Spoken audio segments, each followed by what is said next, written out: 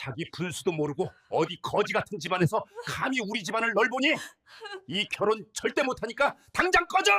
고아라는 이유로, 부모가 없다는 이유로, 가난하다는 이유로 재벌회장 예비 시아버지가 파혼을 선언하며 저에게 찬물을 뿌렸어요. 태양광 에너지 사업을 하는 재벌 시아버지는 더 충격적인 건 저 같은 며느리는 절대 안 된다면서 저를 전라남도 신안군에 염전노예로 팔아버렸습니다. 하지만 시아버지는 몰랐을 거예요. 9년이 지난 후에 자신이 제 앞에서 무릎 꿇고 애원하게 될 줄을요. 지금부터 영화보다 더 기가 막힌 통쾌한 이야기를 들려드리겠습니다. 드라마 시작 전 구독과 좋아요를 꾹 눌러주시고 지금 어디서 듣고 계신지 댓글 남겨주시면 행운의 기운을 담아 그곳으로 보내드리겠습니다.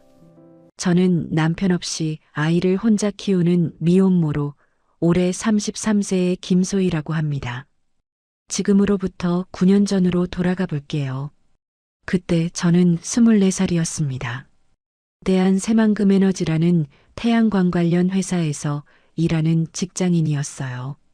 저는 고아원에서 자랐습니다. 부모님 얼굴을 본 기억이 없어요.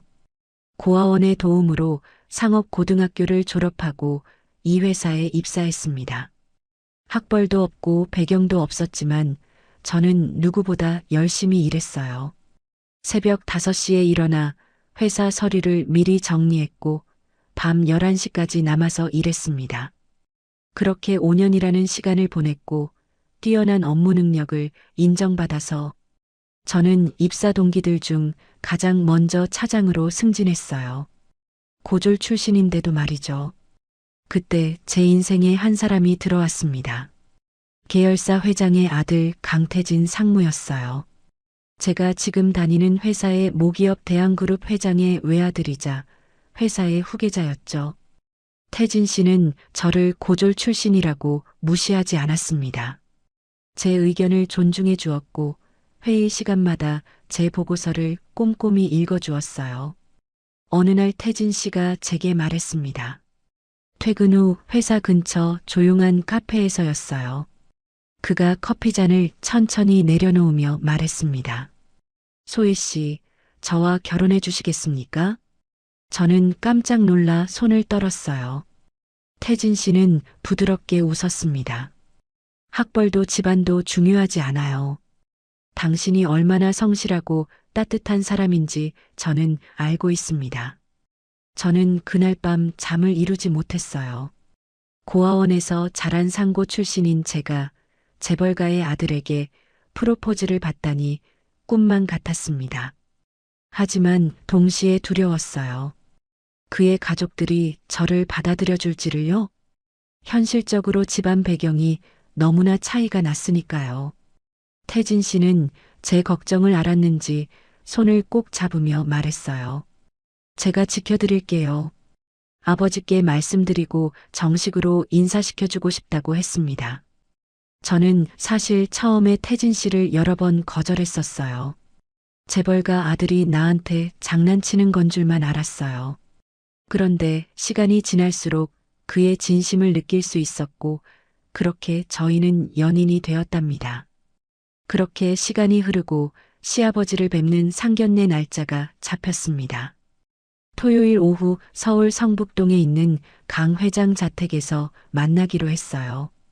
저는 1년 동안 모은 돈으로 백화점에서 베이지색 원피스를 샀습니다. 부모가 없던 저에게 남편이 될 사람의 아버지라면 단정하게 보이고 싶었어요. 그래서 미장원에 가서 머리도 단정하게 손질을 하고 최대한 자신 있고 당당한 모습을 꾸몄습니다. 아버님이 나를 어떻게 대해주실지 걱정 반 설레임 반이었어요. 남자친구 태진이 말했습니다. 괜찮아, 소희야. 너무 걱정하지 마. 너는 성실하게 살아왔잖아. 아버지도 분명 너의 진심을 알아봐 주실 거야. 태진의 말에 저는 든든함을 느꼈고 이제 가족이 될 수도 있다는 헛된 꿈을 꾸고 있었습니다. 상견례 당일 태진 씨가 차를 몰고 저를 데리러 왔습니다. 성북동 언덕 위에 있는 강 회장의 저택에 도착했어요.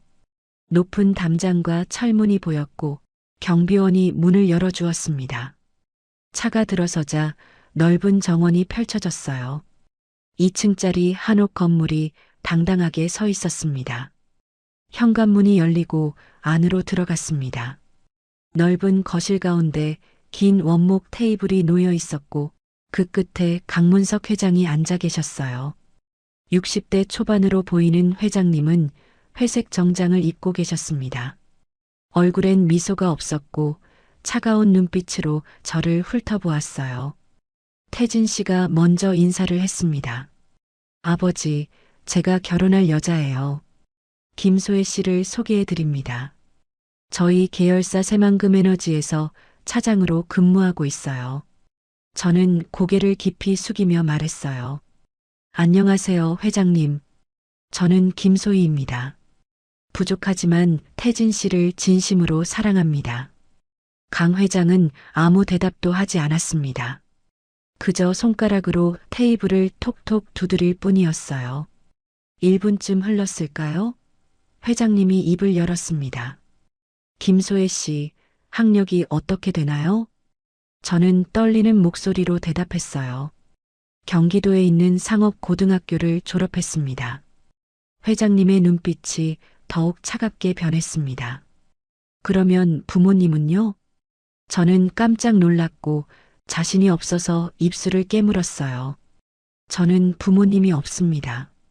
어린 시절 부모님이 저를 고아원 앞에 버리고 갔어요. 그래서 고아원에서 자랐고 형편이 어려워서 대학은 다니지 못했습니다. 그 순간 회장님이 테이블을 손바닥으로 탁 내리쳤습니다. 태진아, 이게 대체 무슨 짓이냐? 네가 우리 집안과 우리 회사의 후계자인데 고졸 출신의 고아 며느리와 결혼을 하겠다고? 네가 미쳤구나. 그 소리를 듣는 순간 제 가슴이 미어졌습니다. 태진 씨가 아버지 앞으로 다가가며 말했습니다. 아버지, 소희 씨는 학벌이나 배경으로 판단할 사람이 아닙니다. 회사에서 대졸 사원들을 포함해서 누구보다 능력 있고 성실한 직원이에요. 회장님이 비웃듯 코웃음을 쳤어요. 능력? 성실함? 그런 걸로 우리 집안의 며느리 자격이 되는 줄 아나. 태진아, 내 약혼녀는 이미 정해져 있단다. 시중은행 부행장의 딸이지. 명문대 출신의 집안도 훌륭하고 무엇보다 우리 그룹에 도움이 되는 사람이야. 제 앞에서 대놓고 이런 얘기를 하는 회장님을 보면서 모멸감이 들었습니다. 당장 이 자리에서 뛰쳐나가고 싶었습니다. 태진 씨가 목소리를 높였습니다. 아버지, 저는 소혜 씨와 결혼할 겁니다. 아무리 반대를 하더라도요. 못난 놈, 장차 회사를 물려받을 놈이 이렇게 약해 빠져서야. 회장님의 얼굴이 붉게 달아올랐어요. 그가 옆에 서 있던 집사에게 손짓을 했습니다. 잠시 후 정장을 입은 경호원 2명이 거실 안으로 들어왔어요. 회장님이 냉정하게 말했습니다. 이 여자를 당장 집 밖으로 내보내. 태진 씨가 제 앞을 가로막았어요. 아버지, 이러시면 안 됩니다. 하지만 경호원들은 태진 씨를 조심스럽게 밀어내고 제 팔을 붙잡았습니다. 회장님이 책상 위에 놓인 서류를 저에게 집어 던졌습니다. 서류가 제 발밑에 떨어졌어요. 아가씨, 우리 태진이랑은 좋은 말로 할 때 그만 끝내요. 더 만나다가는 아가씨가 다칠 거예요. 그렇게 저는 시아버지 될 분에게 파혼 통보를 받았습니다. 저에게 던진 그 서류는 다름 아닌 해고 통지서였습니다. 회장님이 차갑게 말했어요. 김소혜 씨, 당신은 오늘부로 우리 회사에서 해고야. 그리고 내 아들 곁에 다시는 얼씬도 하지 마. 내 주제를 알아야지. 저는 그렇게 남자친구 부모님에게 처절하게 버림받고 다니던 직장도 잃고 말았습니다. 경호원들이 저를 끌고 나갔습니다. 태진 씨가 소리쳤어요. 소혜 씨, 소혜 씨. 미안해요. 날 믿고 조금만 기다려줘요. 하지만 저는 이미 현관 밖으로 나가고 있었어요. 저택 정문까지 끌려가 밖으로 밀려났습니다. 철문이 쾅 하고 닫혔어요. 그때 갑자기 하늘에서 비가 내리기 시작했습니다. 6월의 장맛비였어요. 마치 저를 보고 슬퍼서 울어주는 하늘 같았습니다. 저는 조용히 내리는 비를 맞으며 한참을 그 빗 속에 그대로 서 있었습니다. 손에 쥐어진 해고 통지서가 빗물에 젖어 흐물흐물해졌어요. 저는 그 자리에 주저앉았습니다. 눈물인지 빗물인지 구분할 수 없었어요. 고아 출신에 부족한 제가 너무 많은 기대를 했었나 봐요. 모든 것을 포기하고 저는 택시를 타고 저희 집으로 돌아왔습니다. 조그마한 원룸의 방문을 열고 들어가 침대에 쓰러졌어요. 온몸이 젖어 있었고 추웠습니다. 다음 날 아침 저는 아무렇지 않게 출근 준비를 했어요. 하지만 회사 정문 앞에 도착하자 출입카드가 먹통이 되어 출입이 안 되었어요. 회사 입구 경비원이 저를 막았습니다. 김소혜 씨, 당신은 회사로 출입이 불가능합니다. 회장님 지시입니다. 당신은 해고 처리되었습니다. 저는 곧바로 항의했어요. 아니, 하루아침에 이렇게 해고 통보를 하고 출입을 못하게 하는 경우가 어디 있습니까? 경비원이 고개를 저었습니다. 제 짐은 모두 정리되어서 밖에 놓여져 있었어요. 그가 가리킨 곳에 작은 박스 하나가 놓여 있었어요.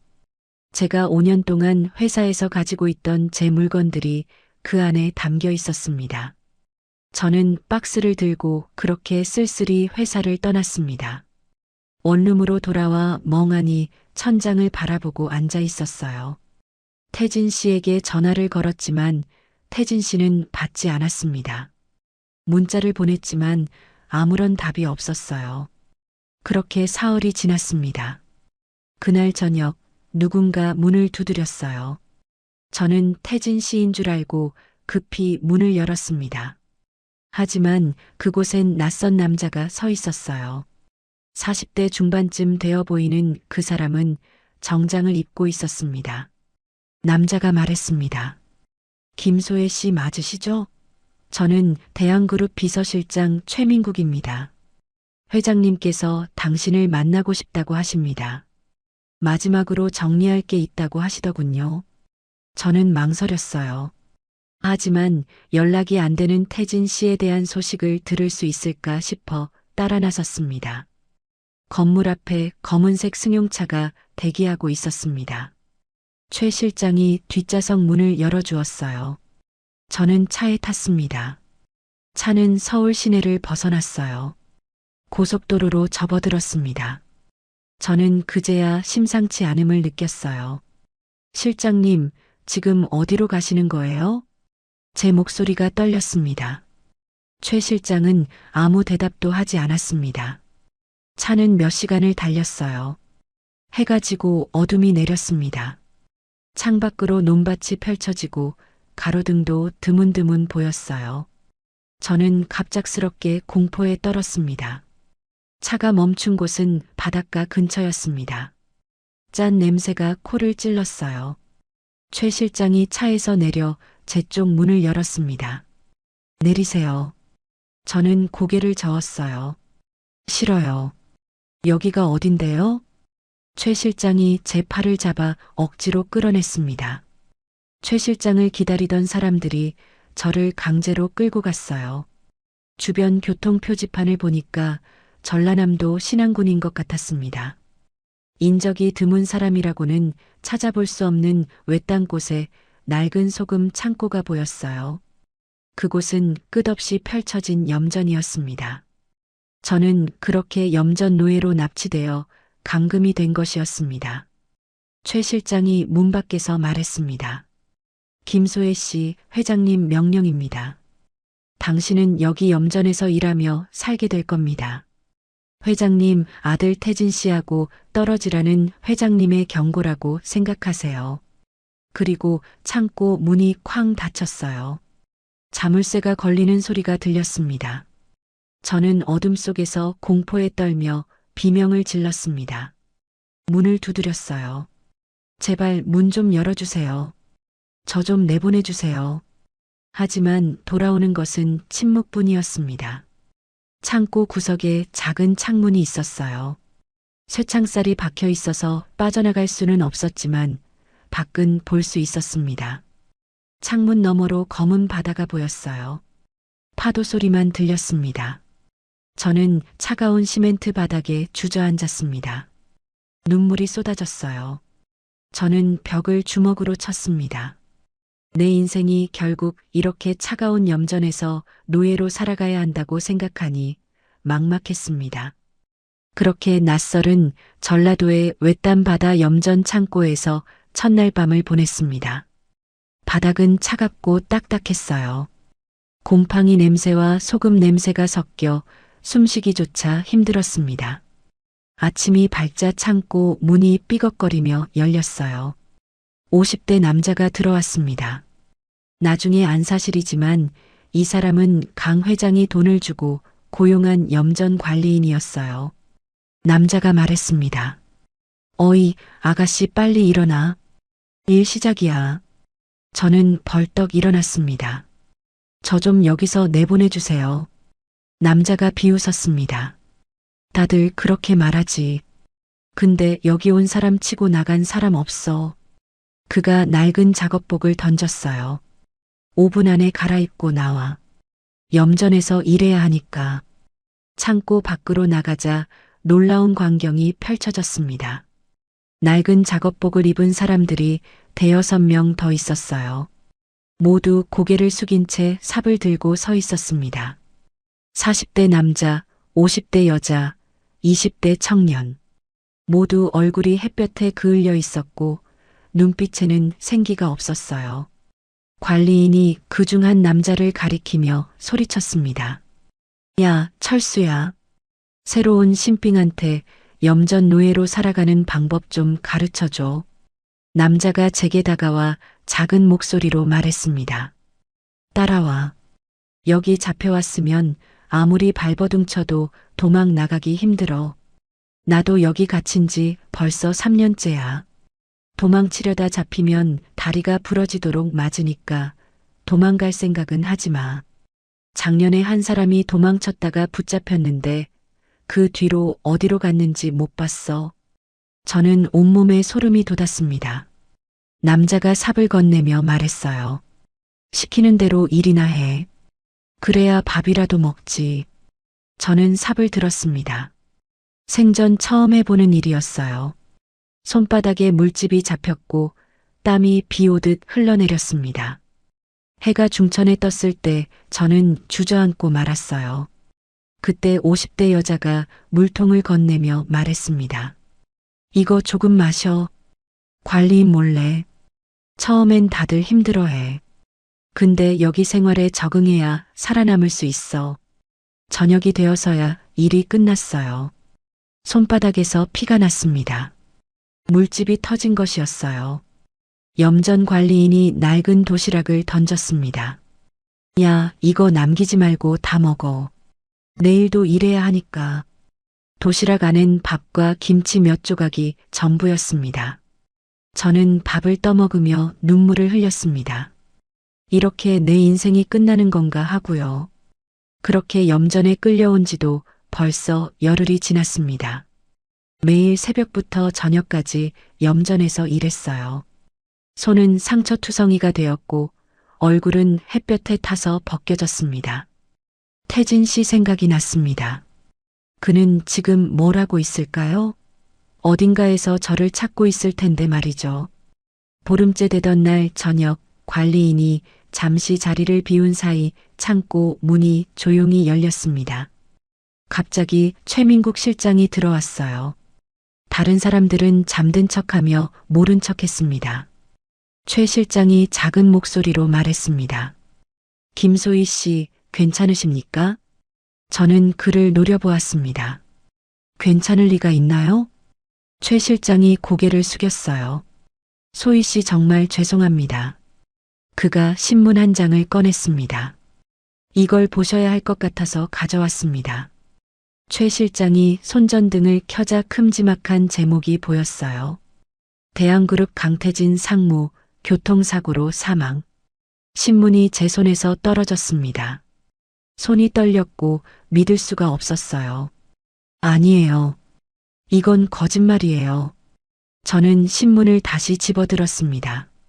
강태진 상무가 지난주 서울 강남대로에서 승용차를 운전하다 중앙분리대를 들이받아 현장에서 사망했다. 경찰은 빗길 과속이 원인으로 추정하고 있다. 제 가슴이 무너져 내렸습니다. 숨을 쉴 수가 없었어요. 아니에요. 태진 씨가 죽었다고요? 최 실장이 조용히 말했습니다. 강태진 상무님께서 당신이 어디 있는지 매일매일 찾아다니셨습니다. 회장님께 계속 추궁하셨어요. 하지만 회장님께서 거짓 서류를 보여주셨습니다. 당신이 다른 남자의 아이를 임신하고 도망쳤다는 내용이었어요. 강 상무님은 그걸 믿지 않으셨습니다. 그날 밤 비가 억수같이 내렸어요. 강 상무님이 빗길에 차를 몰고 나가셨습니다. 당신을 찾으러요. 나중에 안사실인데 회장님께서 태진 상무님에게 미행 차량을 보내셨습니다. 강 상무님 차를 따라가며 방해하라고 지시하셨어요. 그런데 그 차량이 미끄러지면서 급제동을 걸었는데 태진 상무님 차량이 중앙분리대를 들이받고 그렇게 사고를 당하셨어요. 저는 바닥에 주저앉았습니다. 아니라고요. 이건 꿈이에요. 믿을 수가 없었습니다. 아니, 믿고 싶지 않았습니다. 세상에서 저를 사랑해준 유일한 사람이 죽었다니요. 작별 인사도 하지 못하고 이렇게 허망하게 가버리다니 저는 하늘을 보며 원망했습니다. 구석에서 자던 그 여자가 저를 바라보았어요. 제가 슬퍼하는 걸 보면서 그녀의 눈에도 눈물이 고여 있었습니다. 최 실장이 작은 볼펜 하나를 꺼냈습니다. 이건 강 상무님의 유품입니다. 상무님께서 늘 가지고 다니시던 물건이에요. 저는 떨리는 손으로 볼펜을 받았습니다. 은색 볼펜이었어요. 태진 씨가 늘 양복 주머니에 꽂고 다니던 그 볼펜이었습니다. 저는 볼펜을 가슴에 꼭 안았어요.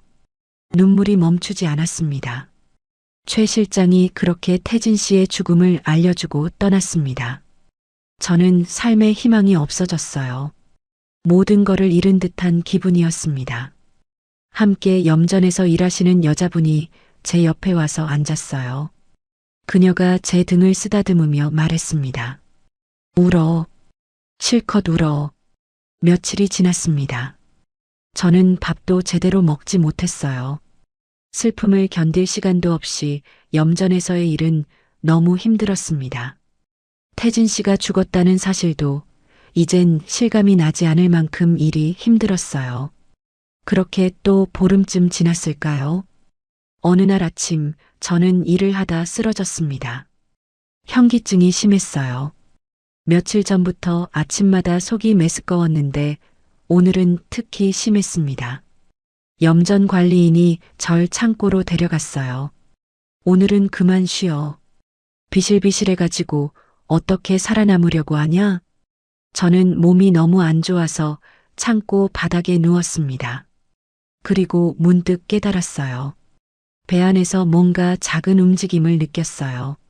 저는 천천히 배에 손을 올렸습니다. 혹시, 설마, 제 뱃속에 태진 씨 아이가? 갑자기 눈앞이 흐려졌습니다. 설마 했던 일이 실제로 일어났습니다. 임신이었습니다. 억울하게 죽은 태진 씨의 아이였어요.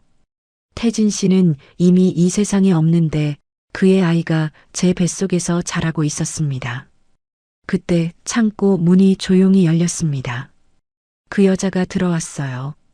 그녀가 제 옆에 앉으며 말했습니다. 자기야, 자기 임신했지? 저는 깜짝 놀라 고개를 저었어요. 아니에요. 여자가 제 손을 잡았습니다. 괜찮아. 나도 여자야. 다 알아. 그녀가 몰래 달콤한 과자를 꺼내 저에게 건넸어요. 이거 먹어. 아기를 위해서야. 그리고 조심해. 관리인한테 들키면 안 돼. 일 못하고 쓸모없으면 여기서 바로 쫓겨나거든. 저는 여자의 손을 꼭 잡았습니다. 감사합니다.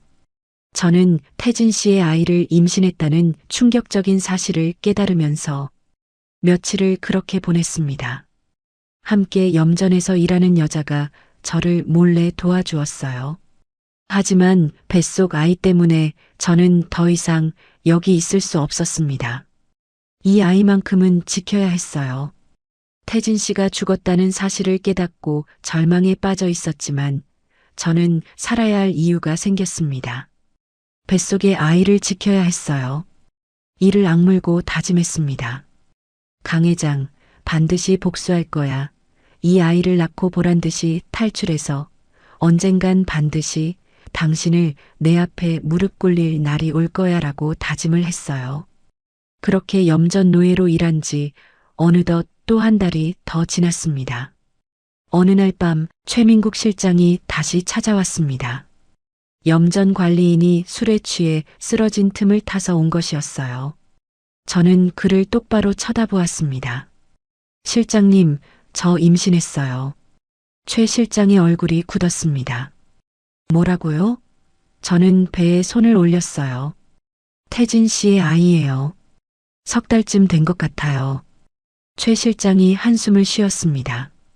이를 어쩌면 좋습니까? 저는 그의 손을 잡았어요. 실장님, 제발 저 좀 도와주세요. 이 아이만큼은 지켜야 해요. 여기서 탈출할 수 있게 도와주세요. 최 실장이 주위를 살피며 말했습니다. 강 회장의 지시 때문에 어쩔 수 없이 당신을 이곳 염전에 버리고 돌아가는 길, 저는 차 안에서 한참을 울었습니다. 제 딸이 생각이 났어요. 차마 이대로 둘 수가 없습니다. 저는 최민국 실장의 손을 꼭 쥐었습니다. 저 좀 도와주시겠어요? 최 실장이 고개를 끄덕였어요. 하지만 쉽지 않을 겁니다. 회장님을 속여야 해요. 저는 눈물을 닦으며 말했습니다. 방법이 있어요. 절 죽은 것으로 처리해 주세요. 최 실장이 놀란 표정을 지었습니다. 무슨 말씀을? 천천히 설명했어요. 회장님께 제가 바다에 빠져 죽었다고 보고하세요. 시신을 찾지 못했다고 하시고요. 그럼 회장님은 저를 완전히 잊으실 거예요. 최 실장이 고민했습니다. 그건 너무나 위험한 계획입니다. 들키면 저도 무사하지 못해요. 그를 간절히 바라보았어요. 실장님, 제발이요. 저는 아무도 모르게 이 아이를 살려야 합니다. 최 실장이 긴 한숨을 쉬었습니다. 알겠습니다. 해보겠습니다. 하지만 각오하셔야 해요. 소희 씨는 아무도 모르게 한국을 떠나야 합니다. 그래야 회장님 눈을 피할 수 있어요. 태진 상무님이 죽고 나서 회장님은 지금 정상이 아닙니다. 저는 고개를 끄덕였습니다. 상관없어요. 이 아이만 무사하다면요. 최 실장이 말했습니다. 한 달 후에 다시 오겠습니다. 배를 구하는데 시간이 필요하고 회장님께 당신이 사망했다는 보고도 해야 합니다. 의심받지 않으려면 조심스럽게 진행해야 합니다. 그렇게 또 한 달이 지났습니다. 저는 몰래 힘을 비축했어요. 밥을 억지로라도 먹었고 염전 동료 여자분이 건네주는 음식을 감사히 받았습니다. 최 실장이 저를 중국으로 밀항을 보내주겠다고 약속한 날 밤 염전 관리인이 술에 취해 쓰러졌습니다. 최민국 실장이 저를 탈출시켜주는 날이었습니다. 그는 검은 옷과 돈 봉투를 건넸습니다. 이걸 입으세요. 그리고 이건 필요 경비입니다. 많지는 않지만 낯선 곳에서라도 당분간은 버틸 수 있을 겁니다. 저는 그 여자에게 다가갔습니다. 그녀가 제 손을 꼭 잡으며 말했어요. 소희야, 잘 가. 거기서는 꼭 살아남아. 저는 고개를 끄덕였습니다. 고맙습니다. 언니, 이 은혜 절대 잊지 않을게요. 최 실장을 따라 바다 쪽으로 걸었습니다. 작은 어선 하나가 정박해 있었어요. 배 안에는 몇 명의 사람들이 더 타고 있었습니다. 모두 저처럼 배를 타고 몰래 한국을 떠나는 사람들이었어요. 최 실장이 제 손을 잡았습니다. 김소희 씨, 꼭 살아남으세요. 그리고 행복하세요. 그동안 너무 죄송했습니다. 저는 고개를 끄덕였어요. 실장님, 정말 감사합니다. 이 은혜는 꼭 갚겠습니다. 그리고 중국으로 향하는 작은 통통배가 출발했습니다. 저는 뒤를 돌아보았어요. 한국 땅이 점점 멀어졌습니다. 태진 씨가 묻힌 곳이 멀어졌어요. 저는 배에 손을 얹으며 속삭였습니다. 태진 씨, 미안해요. 저는 지금 한국을 떠나요. 하지만 꼭 돌아올게요. 우리 아이와 함께요. 그리고 당신을 죽게 만든 사람에게 반드시 복수할 거예요. 배는 어둠 속 파도를 가르며 나아갔습니다. 저는 뱃속 아이에게 말했습니다. 아가야, 우리 꼭 살아남자. 엄마가 너를 지켜줄게. 통통배는 이틀 밤낮을 달렸습니다. 파도가 거칠었어요. 배 안은 비좁았고 냄새가 심했습니다. 함께 탄 사람들은 대여섯 명이었어요. 모두 각자의 사연을 안고 중국으로 가는 사람들이었습니다. 아무도 말을 걸지 않았어요. 저도 구석에 웅크리고 앉아 배를 쓰다듬었습니다. 아가야, 조금만 참아. 곧 안전한 곳에 도착할 거야. 배멀미가 심했어요. 입덧까지 겹쳐서 토할 것만 같았습니다. 하지만 먹은 게 없어서 토할 것도 없었어요. 옆에 앉은 40대 남자가 물병 하나를 건넸습니다. 조금 마셔요. 저는 고맙다는 인사를 하고 물을 조금 마시고 나니 괜찮아졌습니다. 배를 타고 사흘째 되는 날 아침, 드디어 배가 멈췄습니다. 선장이 소리쳤어요. 다 내려요. 이곳은 중국입니다. 저는 비틀거리며 배에서 내렸습니다. 작은 항구였어요. 낡은 건물들이 보였고 사람들이 분주하게 오가고 있었습니다. 모두 중국말을 했어요. 저는 한마디도 알아듣지 못했습니다. 조선족 선장이 한국말을 하면서 손짓으로 가리켰어요. 저쪽으로 가세요. 저쪽이 사람들 많은 시내예요. 저는 그렇게 배낭 하나만을 메고 항구를 나왔습니다. 길거리에 나서자 막막했어요. 어디로 가야 할까요? 무엇을 해야 할까요? 최 실장이 준 돈이 제가 이곳에서 버틸 수 있는 전부였습니다. 저는 환전소를 찾아 한국 돈을 중국 돈으로 바꿨어요. 그리고 조그만 여관을 찾았습니다.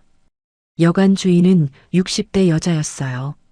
제가 한국말로 말하자 못 알아듣는지 고개를 가로저었습니다. 저는 손짓 발짓으로 방이 필요하다고 했어요. 여자가 알아듣고 열쇠를 건넸습니다. 하루에 얼마인지 손가락으로 숫자를 보여주었어요. 저는 고개를 끄덕이고 돈을 냈습니다. 방은 작았습니다. 침대 하나와 작은 책상이 전부였어요. 하지만 염전 창고보다는 천국 같았습니다. 저는 침대에 누웠어요. 온몸이 피곤했습니다. 배를 타고 온 동은 너무 힘들었는지 그대로 잠들어 버렸어요. 며칠이 지났습니다. 여관 근처를 돌아다니며 일자리를 찾았어요. 하지만 중국말을 못하는 저를 고용할 곳은 없었습니다. 식당에 가서 설거지라도 하겠다고 했지만 거절당했어요. 돈은 점점 줄어들었습니다. 한 달이 지났을까요? 저는 여관비를 낼 돈조차 부족해졌어요. 돈이 떨어지자 여관 주인이 저를 쫓아냈습니다. 저는 거리로 나왔습니다. 갈 곳이 없었어요. 배는 점점 불러왔습니다. 임신 5개월이 되어가고 있었어요. 저는 노숙자가 되어 공원 벤치에서 잠을 잤습니다. 추웠어요. 10월이었고 날씨가 쌀쌀했습니다. 저는 얇은 옷 한 벌밖에 없었어요. 밤마다 떨면서 잤습니다. 낮에는 길거리를 돌아다니며 구걸을 했어요. 처음엔 창피했습니다. 하지만 배고픔 앞에서 자존심 따윈 아무것도 아니었어요. 사람들이 지나가며 동전을 던져주었습니다. 저는 그 돈으로 빵 한 조각을 샀어요. 아가야, 미안해. 지금은 엄마가 이것밖에 못 해줘서. 저는 배를 쓰다듬으며 울었습니다. 며칠을 제대로 먹지 못해서 힘이 하나도 없었습니다. 사람들이 저를 둘러싸고 구경했어요. 하지만 아무도 도와주지 않았습니다.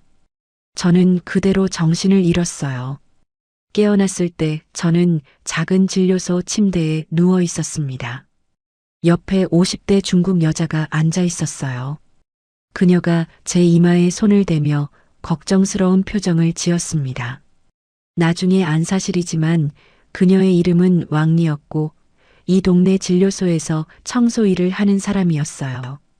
왕리는 쓰러진 저를 우연히 발견하고 진료소까지 업고 온 것이었습니다. 의사가 진찰을 했어요. 임신부라는 걸 알고는 왕리에게 며칠만 돌봐달라고 부탁했다고 합니다. 왕리가 죽을 떠서 제 입에 넣어 주었습니다. 저는 눈물을 흘리며 죽을 먹었어요. 며칠을 진료소 구석방에서 지냈습니다. 왕리가 매일 와서 밥을 챙겨 주었어요. 그녀는 조선족이라서 한국말을 잘했어요. 일주일쯤 지나자 왕리가 조심스럽게 손짓으로 물었습니다. 아가씨 혹시 어디라도 갈 곳이 있어요?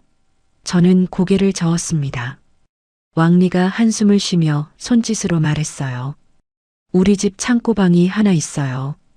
거기서 지내요. 대신 집안일 좀 도와줘요. 저는 고개를 숙여 감사 인사를 했습니다. 왕리의 집은 작았습니다. 본체와 떨어진 창고 같은 방이 하나 있었어요. 낡았지만 비는 피할 수 있었습니다. 왕리는 이불 한 채를 가져다 주었어요. 저는 그날 밤 처음으로 따뜻하게 잤습니다. 다음 날부터 저는 왕리의 집안일을 도왔어요. 청소를 하고 설거지를 하고 빨래를 했습니다. 왕리는 길바닥에서 저를 구해줬고 친딸처럼 대해주었어요. 저도 그녀에게 조금씩 중국어를 배우기 시작했습니다. 왕리가 천천히 말하며 가르쳐 주었어요. 밥, 물 감사합니다. 미안합니다. 간단한 단어부터 배웠습니다. 그렇게 중국 생활에 적응을 해나갔고 배가 점점 불러왔습니다. 어느새 임신 7개월이 되었어요. 왕리가 저를 병원에 데려갔습니다. 의사가 제 배를 진찰했어요. 의사가 왕리에게 뭔가 말했습니다. 무슨 말인지 못 알아들었지만 왕리가 고개를 끄덕이며 저를 바라보았어요. 병원을 나온 뒤 왕리는 저를 시장으로 데려갔습니다. 과일과 고기를 샀어요. 집으로 돌아와 밥을 지어 주었습니다. 저는 눈물을 흘리며 밥을 먹었어요. 이렇게 따뜻한 밥을 먹어본 게 얼마만인가요? 겨울이 지나고 이듬해 봄이 왔습니다. 2월 어느 날 저는 건강하게 아이를 낳았습니다. 왕리가 병원까지 데려다 주었어요. 진통이 시작되었습니다. 아팠어요. 너무 아팠습니다. 하지만 저는 이를 악물고 버텼어요. 태진 씨 생각이 났습니다. 이 아이는 태진 씨와 제 사랑의 결실이에요. 꼭 지켜내야 했습니다. 밤새 진통을 겪고 새벽에 아이가 태어났어요. 아들이었습니다. 간호사가 아기를 제 품에 안겨주었어요. 작고 빨간 얼굴이었습니다. 저는 아기를 보며 눈물을 펑펑 흘렸습니다. 어쩌면 죽은 태진 씨를 꼭 빼닮았어요. 눈매가 똑같았습니다. 저는 아기에게 속삭였습니다. 너의 이름은 김태진이야. 아빠 이름을 그대로 물려받는 거야. 억울하게 죽은 아빠의 이름을 기억해줘. 하지만 성은 엄마 성을 따르는 거야. 우리를 버린 그 가문의 성은 쓰지 않을 거야. 아기가 작게 울었어요. 저는 아기를 꼭 안았습니다. 태진아, 너는 강태진이 아니고 너는 김태진이야. 엄마가 너를 꼭 지켜줄게. 눈을 똘망똘망 뜨고 무슨 소리인지 못 알아듣는 갓난아이가 웃고 있었어요. 아이를 건강하게 낳았고 중국 생활에 적응을 해왔지만 행복은 그렇게 오래가지 않았습니다. 아기가 태어난 지 한 달쯤 지났을 때였어요. 태진이가 열이 심하게 났습니다. 기침도 심했어요. 저는 깜짝 놀라 왕리에게 말했습니다. 왕리가 급히 병원으로 데려갔어요. 의사가 진찰을 하고 심각한 표정을 지었습니다. 의사가 왕리에게 뭔가 말했어요.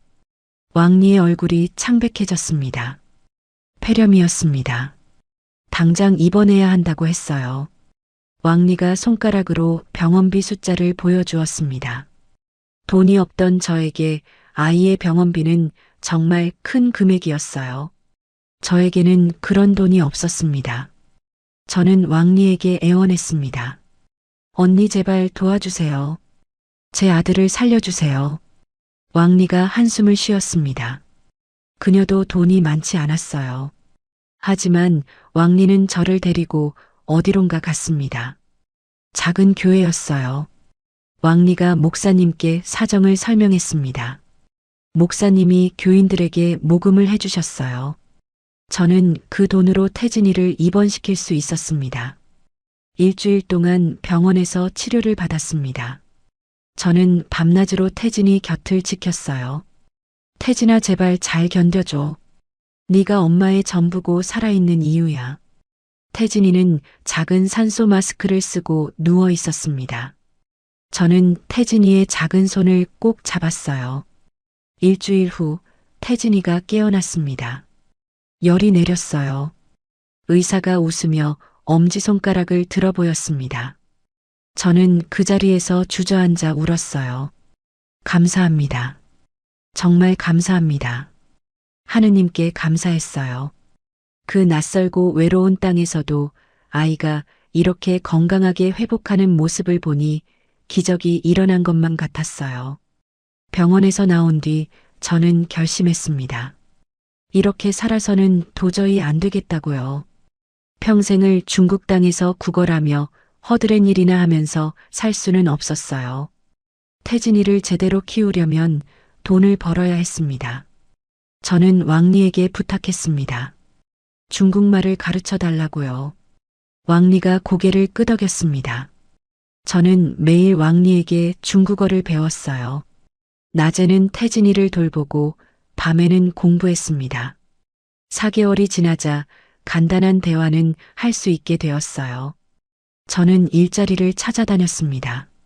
하지만 신분증이 없는 저를 정식으로 고용할 곳은 없었어요.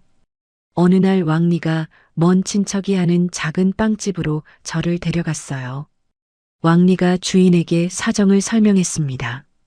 주인이 망설이다가 말했어요. 신분증이 없으니 정식 직원은 안 돼요. 대신 현금으로 일당 주는 조건으로 한 달만 여기서 일을 해봐요. 저는 감사하다고 몇 번이고 인사했습니다.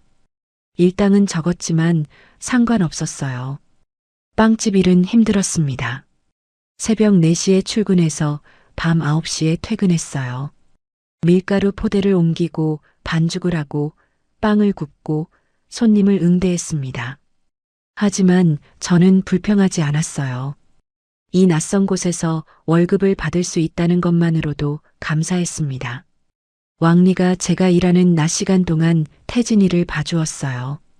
저는 퇴근하면 태진이를 안고 왕리에게 감사 인사를 했습니다. 고맙습니다. 정말 고맙습니다. 그렇게 1년이 지났습니다. 저는 빵 만드는 기술을 익혔어요. 주인이 저를 인정해 주었습니다. 소희 씨, 당신은 손재주가 정말 좋아요. 빵이 맛있어요. 저는 처음으로 인정받는 기분을 느꼈어요. 태진이는 무럭무럭 자랐습니다. 돌이 되었어요. 아빠를 닮아 예쁘게 자라고 있었습니다. 저는 태진이를 안고 속삭였어요. 태진아, 엄마가 꼭 성공해서 너를 행복하게 해줄게. 그리고 아빠의 원수를 갚을 거야. 절대 잊지 않을 거야. 그렇게 또 1년이 지났습니다. 빵집 주인이 저를 불렀어요. 소희 씨, 내 조카가 옆 동네에 작은 빵집을 열었어요. 거기 가서 빵 만드는 거 좀 가르쳐 줄 수 있어요? 물론 일당은 더 드릴게요. 저는 기회를 잡았습니다. 낮에는 주인 가게에서 일하고 저녁에는 조카 가게에서 가르쳤어요. 수입이 늘었습니다. 저는 조금씩 돈을 모으기 시작했어요.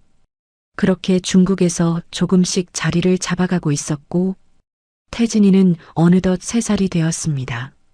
말도 제법 했어요. 엄마 배고파? 엄마 사랑해. 저는 태진이를 안고 울었습니다. 태진아, 우리 조금만 더 참자. 엄마가 꼭 성공할 거야.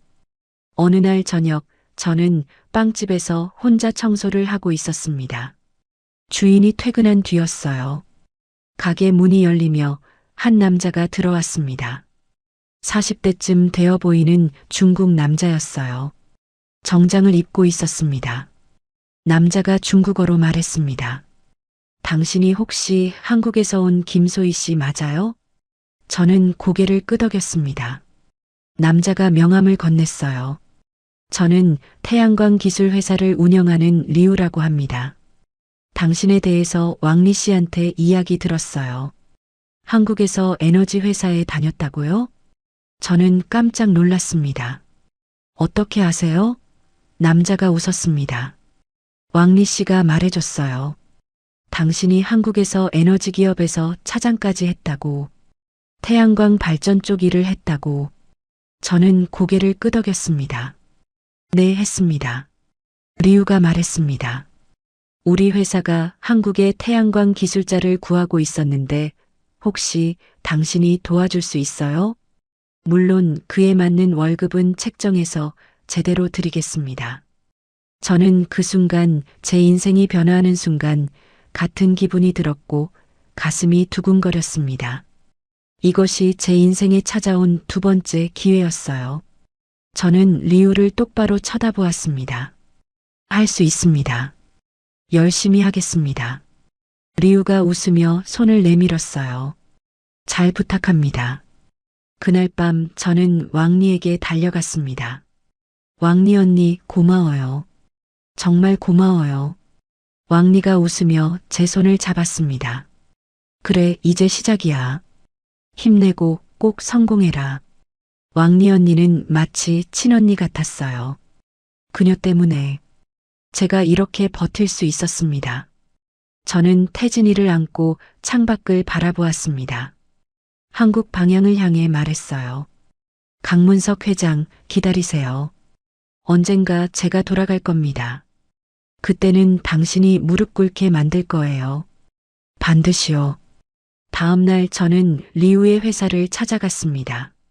리우가 말했습니다. 우리 회사는 태양광 패널을 생산합니다.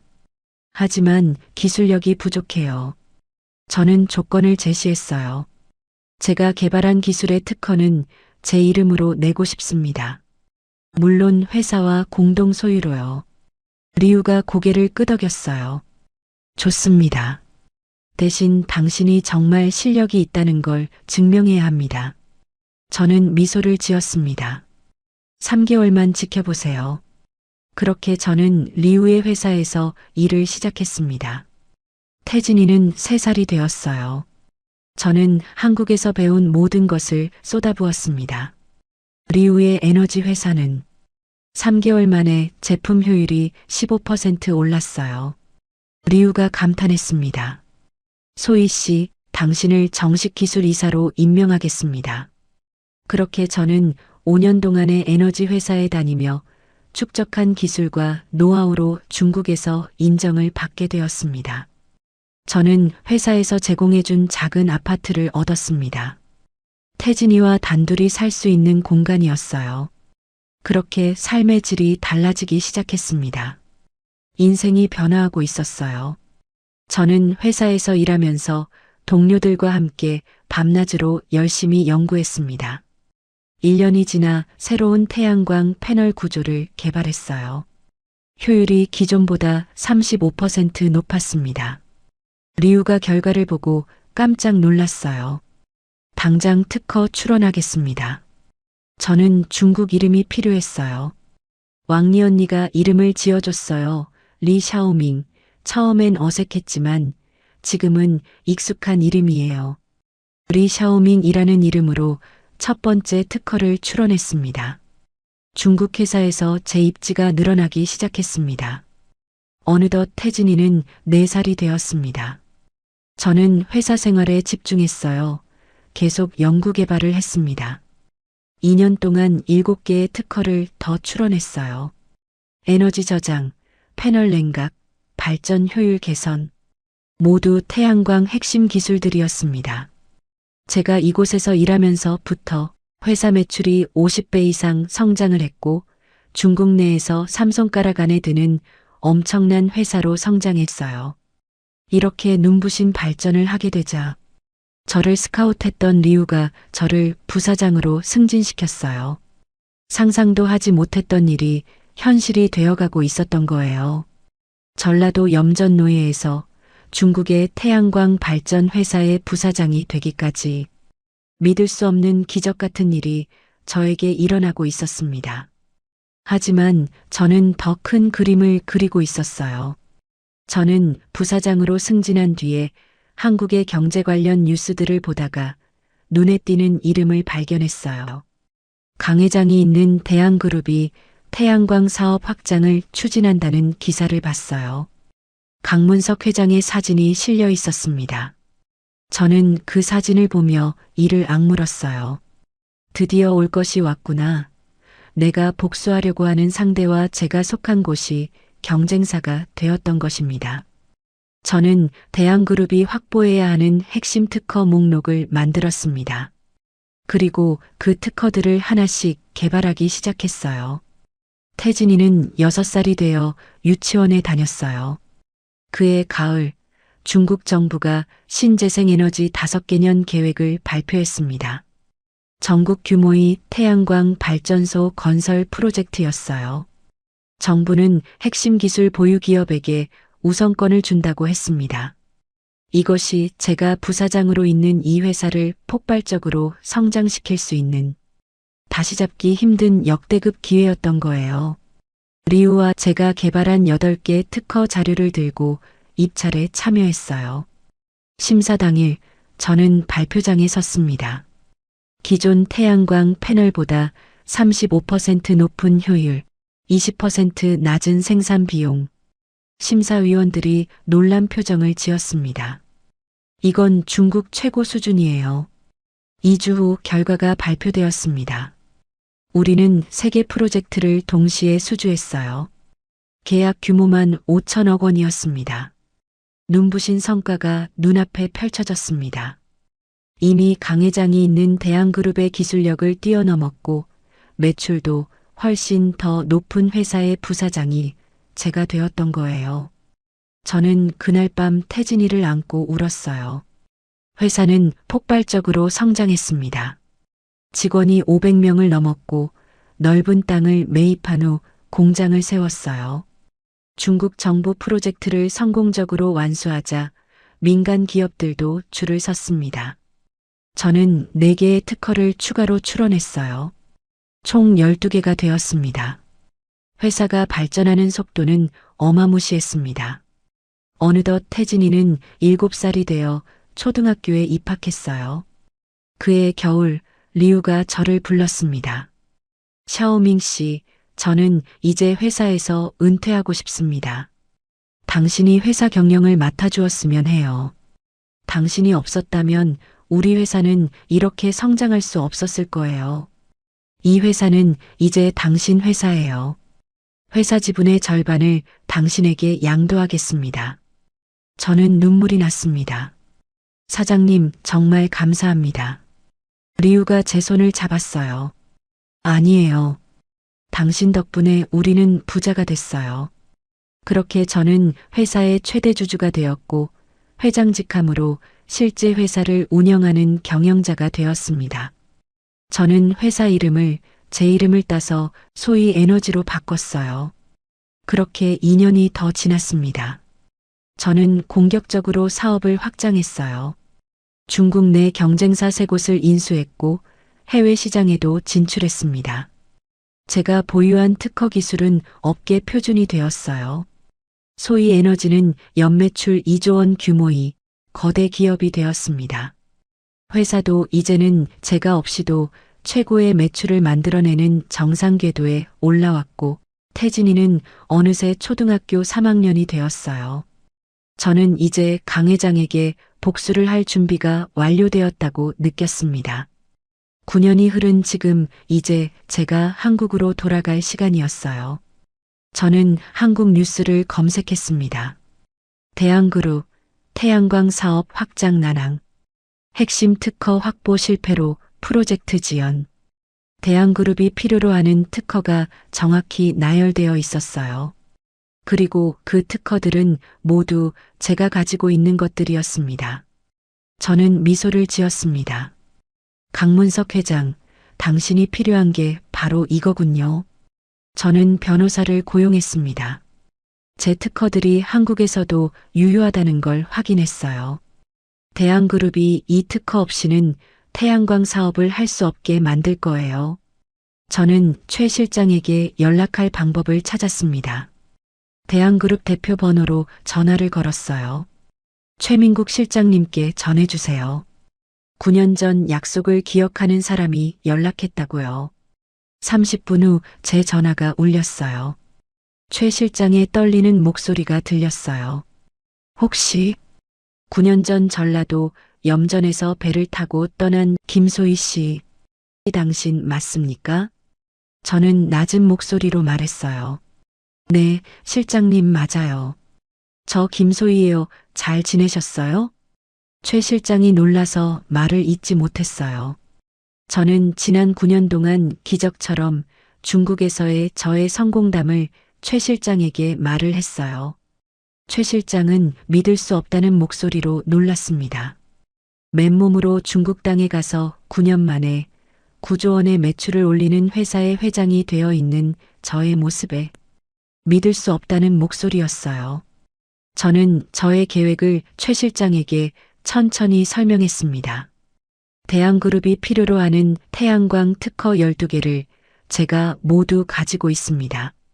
최 실장이 숨을 삼키는 소리가 들렸어요. 그럼 당신이 우리 샤오민? 소위 에너지 그룹이 소희 씨 거였어요? 네, 맞습니다. 실장님, 여기서는 리샤오밍이라는 이름을 사용하고 있어요. 아, 그렇군요.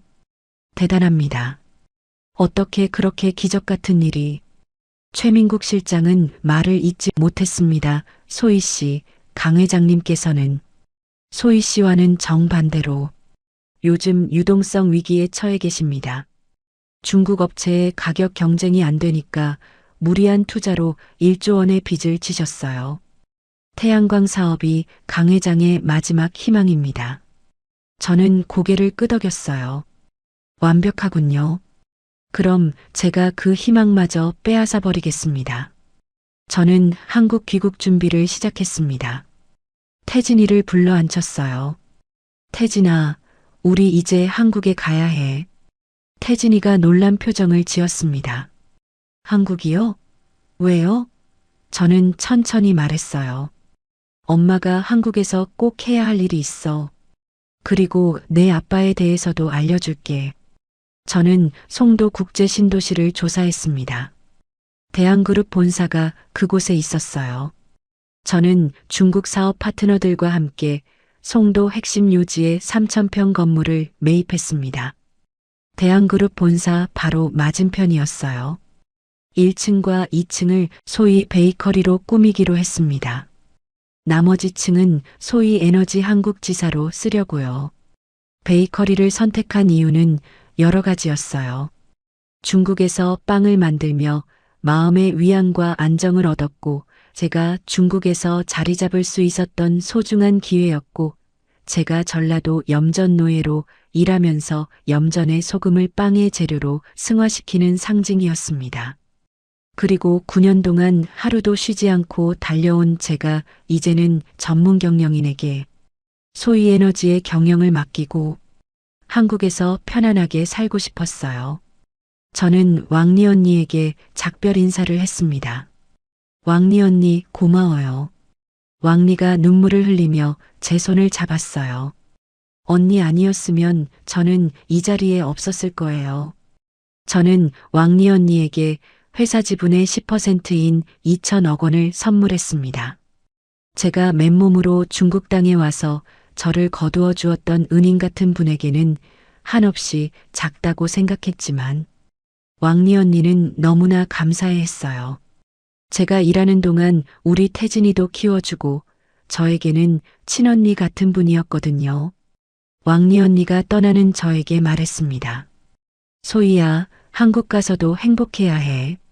그리고 원하는 거 이루고 꼭 성공해. 9년 동안의 중국 생활을 모두 접고 떠나며 눈물을 머금고 저는 비행기에 올랐습니다. 비행기가 인천공항에 착륙했습니다. 9년 만에 돌아온 한국이었어요. 저는 태진이 손을 잡고 공항을 나왔습니다. 태진아, 여기가 엄마 고향이야. 저는 송도로 향했습니다. 소위 베이커리 건물 앞에 섰어요. 저 건너편에 대한그룹 본사가 보였습니다. 저는 그 건물을 바라보며 속삭였어요. 강문석 회장, 이제 시작입니다. 당신이 저에게 한 일을 100배 1000배로 갚아드리겠습니다. 소위 베이커리는 규모가 상당히 컸어요. 그래서 개점 준비에 한 달이 걸렸습니다. 저는 중국에서 배운 빵 만드는 기술을 총동원했어요.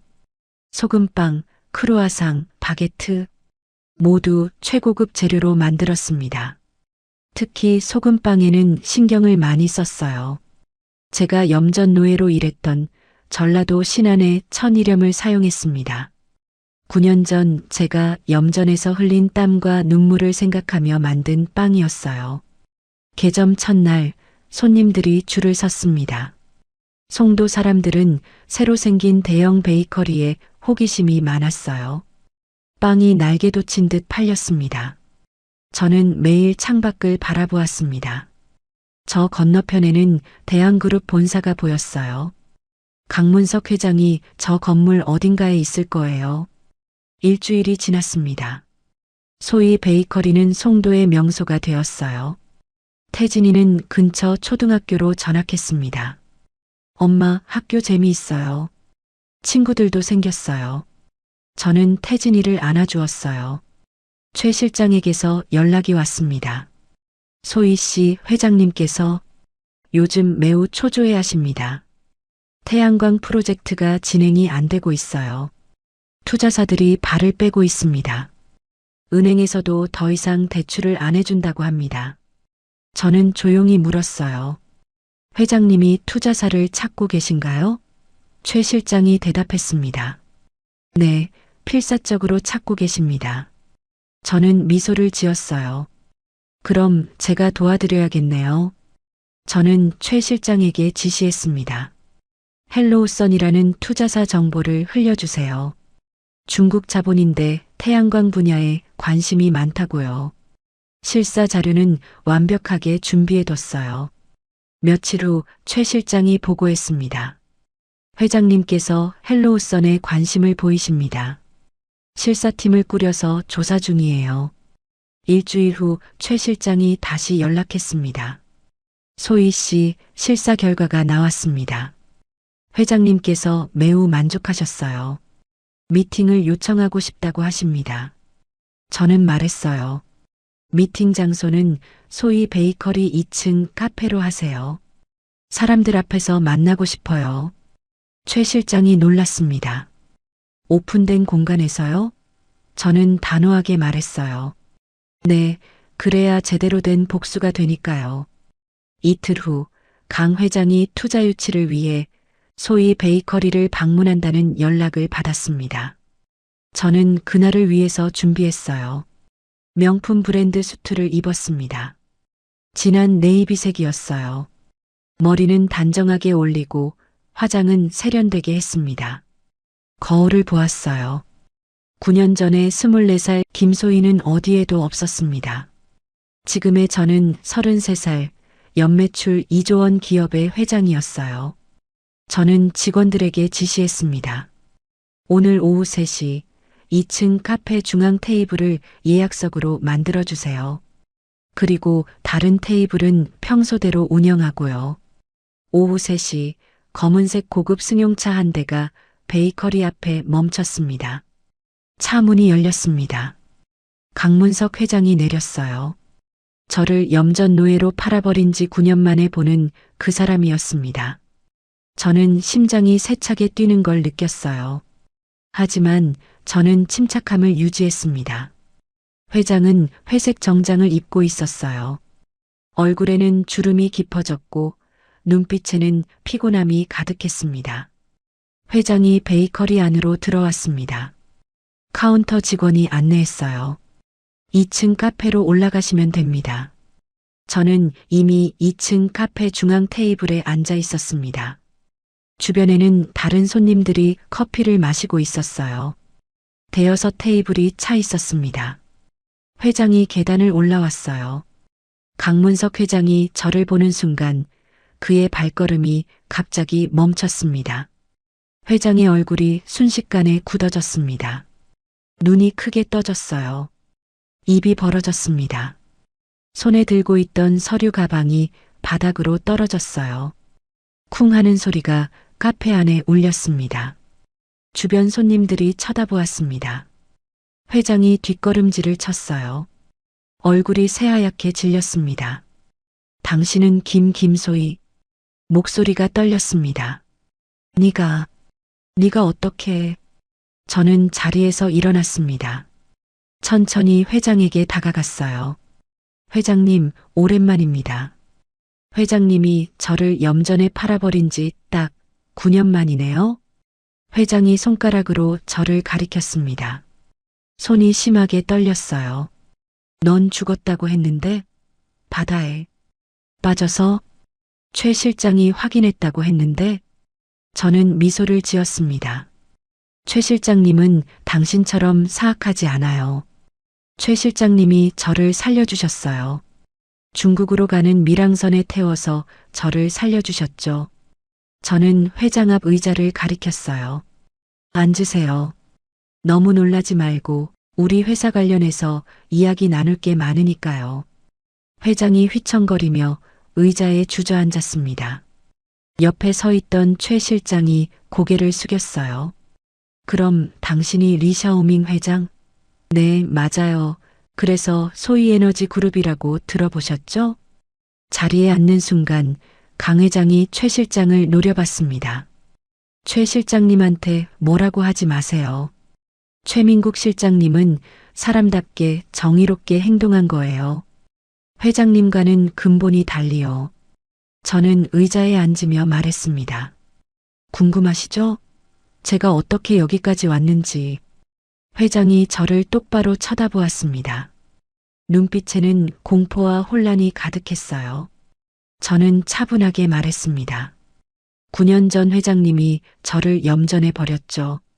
거기서 한 달 동안 지옥 같은 나날을 보냈어요. 그러다 최 실장님 도움으로 중국으로 탈출했습니다. 빵집에서 일하다가 태양광 회사에 취직했어요. 제가 한국에서 배운 기술로 특허 12개를 개발했죠. 중국 정부에서 친환경 프로젝트를 수주했고 그렇게 폭발적으로 저희 회사를 키웠습니다. 그렇게 9년 만에 연매출 2조 원 기업의 회장이 되었어요. 주변 손님들이 수군거리기 시작했습니다. 2조? 저 여자가 회장이래. 대박이네. 회장의 얼굴이 점점 창백해졌습니다. 저는 계속 말했어요. 그때 당신이 저를 해고하지 않고 대한그룹 새만금에너지 계열사에 그대로 두었다면 당신 회사가 이렇게 어려움에 빠지지는 않았을 텐데 말이죠. 저 같은 인재를 고아라고 고졸이라고 무시하고 해고한 당신은 지금 어떤 감정일지 참 궁금하네요. 하지만 이젠 너무 늦었습니다. 회장님이 필요로 하는 태양광 핵심 특허 12개를 제가 모두 가지고 있다는 거요. 재미있지 않아요? 회장님이 해고해버린 여자가 회장님의 목줄을 쥐는 기술을 갖고 있다니. 회장의 눈이 떨렸어요. 그는 이를 악물었습니다. 네가 일부러 이렇게까지 한 거야? 저는 고개를 끄덕였어요. 네, 일부러요. 9년 동안 당신한테 복수할 이 순간만을 기다리고 악착같이 버텨왔어요. 회장님을 내 앞에서 무릎 꿇게 만들 나를요. 저는 서류 가방에서 계약서를 꺼냈습니다. 테이블 위에 놓았어요. 투자 계약서예요. 특허 사용료는 매출의 30%, 선급금 500억 원은 3일 내 지불. 회장이 서류를 훑어보았습니다. 손이 떨렸어요. 이건 날강도 같은 계약이야? 이게 말이 되니? 우리 회사 망하라는 거잖아. 저는 차갑게 웃었습니다. 맞아요. 그게 제 목적이에요. 회장님이 제 인생을 망친 것처럼 저도 회장님 인생을 박살 내려고요. 회장이 자리에서 일어났습니다. 안 돼. 이런 조건은 받아들일 수 없어. 저는 서류를 접으며 말했어요. 그럼 회장님 유동성 위기 극복 못하고 파산할 텐데요? 그러시던가요? 다른 투자자 찾으시고요. 하지만 그거 아시죠? 이 특허 없으면 태양광 사업 못한다는 거. 회장의 얼굴이 일그러졌습니다. 소희야, 제발 나 좀 살려줘. 저는 고개를 저었습니다. 왜요? 회장님은 그때 저를 안 살려주셨잖아요. 태진 씨하고 떨어뜨려 놓으려고 저를 염전에 가두고 그러다가 태진 씨도 사고로 죽었잖아요. 전부 다 당신 책임이에요. 회장이 목소리를 높였어요. 그땐 내가 미쳤었어. 정신이 없었다고. 제발 한 번만 봐줘. 주변 손님들이 완전히 집중했습니다. 핸드폰을 꺼내 촬영하는 사람도 있었어요. 저는 조용히 말했습니다. 당장 지금 내 앞에서 무릎 꿇으세요. 그러면 당신 회사 도와드릴게요. 회장이 눈빛이 얼어붙었습니다. 뭐? 저는 다시 말했어요.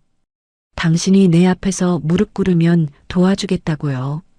여기 많은 사람들 앞에서요. 회장의 얼굴이 붉어졌습니다. 네. 네가 감히. 회장은 떨고 있었어요. 고민했을 겁니다. 짧은 시간이었지만 방법이 없었거든요. 저는 일어서며 말했습니다. 30초 드릴게요. 무릎 꿇으시든지 파산하시든지. 저는 가방을 들었어요. 주변이 조용해졌습니다. 모든 손님이 숨을 죽이고 지켜보았어요. 회장이 떨리는 다리로 한 걸음 다가왔습니다. 그리고 결국 내 앞에서 눈물을 흘리며 천천히 무릎을 꿇었어요. 카페 안이 술렁였습니다. 저 사람 대한그룹 회장 아냐? 지금 무릎을 꿇고 있잖아. 회장이 고개를 숙였습니다. 제발 소희야. 나 좀 살려줘. 그땐 정말 미안했다. 저는 내려다보며 말했습니다. 9년 전 기억나세요? 제가 회장님 앞에서 애원했죠. 제발 기회를 달라고요. 회장님이 뭐라고 하셨죠? 부모도 없고 고졸 나온 거지 같은 년이 감히 우리 집안에 들어와? 그 말 기억나세요? 회장이 눈물을 흘렸습니다. 미안해. 정말 미안해. 저는 계약서를 그의 앞에 던졌어요. 서명하세요. 제가 당신 목숨은 살려드리죠. 회장이 떨리는 손으로 계약서를 집어들었습니다. 펜을 꺼냈어요. 무릎을 꿇은 채로 서명했습니다. 저는 계약서를 받아들었습니다. 현명한 선택이에요. 저는 직원에게 신호를 보냈어요. 직원이 소금빵을 접시에 담아왔습니다. 저는 빵을 회장 앞에 놓았어요. 이건 서비스예요. 소금빵이죠. 전라도 신안 염전 천일염으로 만들었어요. 드셔보세요. 9년 전 제가 흘린 땀과 눈물의 맛이에요. 회장이 빵을 보았습니다. 손이 떨렸어요. 저는 가방을 들고 일어났습니다. 계약금 500억은 3일 내로 입금하세요. 하루라도 늦으면 계약 파기예요. 저는 회장을 내려다보았어요. 아직도 무릎 꿇고 있는 그 모습을요. 저는 계단을 내려가며 말했습니다. 회장님, 이제 시작이에요. 진짜 지옥은 이제부터예요. 베이커리를 나오며 저는 고개를 들었습니다. 하늘이 맑았어요. 저는 깊게 숨을 들이마셨습니다. 하늘을 보며 외쳤어요. 태진 씨 봤어요? 제가 해냈어요. 그날 저녁 뉴스에 영상이 나왔습니다. 대한그룹 강문석 회장, 송도 베이커리에서 무릎 꿇어. SNS는 난리가 났어요. 저는 태진이와 함께 저녁을 먹으며 뉴스를 봤습니다. 태진이가 물었어요. 엄마, 저 할아버지가 나쁜 사람이에요? 저는 고개를 끄덕였습니다. 응, 아주 나쁜 사람이야. 하지만 이제 벌을 받을 거야. 강 회장이 제 앞에서 무릎을 꿇었다니. 지금도 믿기지가 않았습니다. 9년 동안 이 장면을 상상하면서 중국에서 그렇게 버텨왔는데 드디어 꿈이 이루어졌어요. 저는 평소처럼 소위 베이커리에 출근해서 평온한 시간을 보냈어요. 손님들이 계속 몰려왔어요. 어제 뉴스가 대대적으로 보도가 돼서 그런지 베이커리에 방문한 손님들이 저에게 물었어요. 대한그룹 회장이 여기서 무릎 꿇었다며요? 정말이에요? 저는 미소만 지었습니다. 아무 대답도 하지 않았어요. 모든 게 끝난 것 같았는데 조금 불안한 느낌도 있었어요. 원하는 것을 이루고 나니까. 허탈한 생각도 들었는데 하지만 속으로는 긴장하고 있었습니다. 강 회장이 이대로 당하고 가만히 있을 리 없었어요. 분명히 저에게 반격을 준비하고 있을 거예요. 저는 불안한 마음에 최 실장에게 전화했습니다. 실장님, 강 회장 동향 좀 파악해 주세요. 최 실장이 조심스럽게 말했어요. 회장님께서 요즘 매우 불안정하십니다. 무릎 꿇은 사건 이후로 술을 많이 드시고 밤에 잠도 못 주무세요. 그런데 어제부터 누군가와 비밀 회동을 하고 계십니다. 저는 귀를 기울였어요. 누구와요? 최 실장이 대답했습니다. 확실하지 않지만 정부 고위 관계자 같습니다. 저는 고개를 끄덕였습니다. 알겠어요. 계속 지켜봐 주세요. 제 마지막 복수의 완성은 강 회장의 범죄가 세상에 알려지고 구속이 되는 건데 회장에게 쏠 총알이 아직 한 발 남았는데 그 총을 쏘기까지 과정이 쉽지만은 않았습니다. 일주일이 지났습니다. 어느 날 아침 구청 공무원들이 베이커리에 들이닥쳤어요. 위생 점검이라며 주방을 뒤지기 시작했습니다. 저는 침착하게 대응했어요. 점검하세요. 문제 없을 테니까요. 공무원들이 1시간 동안 구석구석 뒤졌습니다. 하지만 아무것도 찾지 못했어요. 주방은 완벽하게 청결했고 모든 서류도 갖춰져 있었습니다. 공무원들이 난처한 표정으로 돌아갔어요. 저는 최 실장에게 전화했습니다. 회장님이 청장을 움직였죠? 최 실장이 한숨을 쉬었습니다. 네, 회장님께서 아는 의원을 통해 불법 영업이나 세무조사나 털어보라고 압력을 넣은 것 같아요. 다음 날 세무조사 통보가 왔습니다. 소위 베이커리와 소위 에너지, 한국지사 모두예요. 저는 회계사를 불렀습니다. 모든 장부를 준비하세요. 세무조사 나올 겁니다. 회계사가 놀랐어요. 사장님, 우리가 뭘 잘못했습니까? 저는 고개를 저었습니다. 우리는 아무것도 안 했어요. 하지만 누군가 우리를 망치려고 하는 거죠. 걱정 마세요. 우리 장부는 완벽하니까요. 일주일 동안 세무조사가 진행되었습니다. 조사관들이 모든 서류를 뒤졌어요. 하지만 역시 아무것도 나오지 않았습니다. 저는 모든 세금을 제때 납부했고 장부도 투명하게 관리했거든요. 조사관들이 빈손으로 돌아갔습니다. 저는 최 실장에게 전화했어요.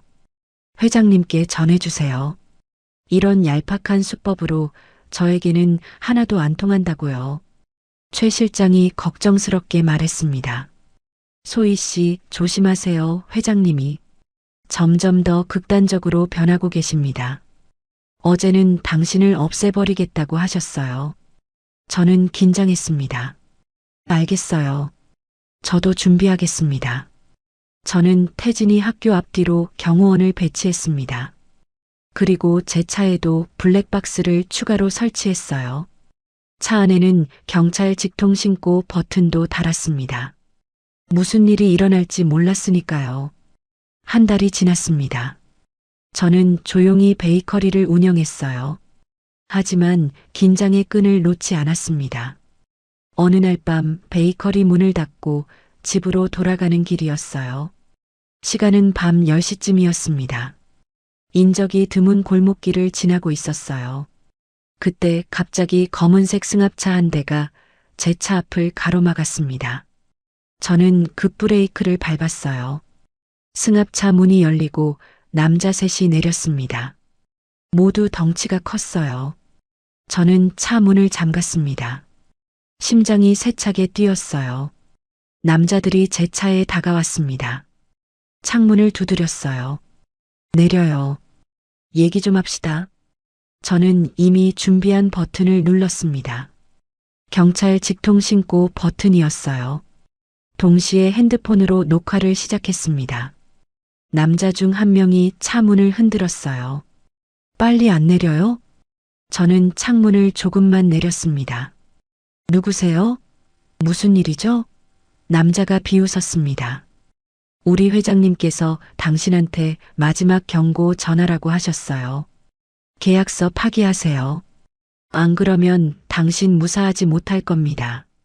저는 차분하게 말했어요. 협박이네요. 지금 다 녹화되고 있어요.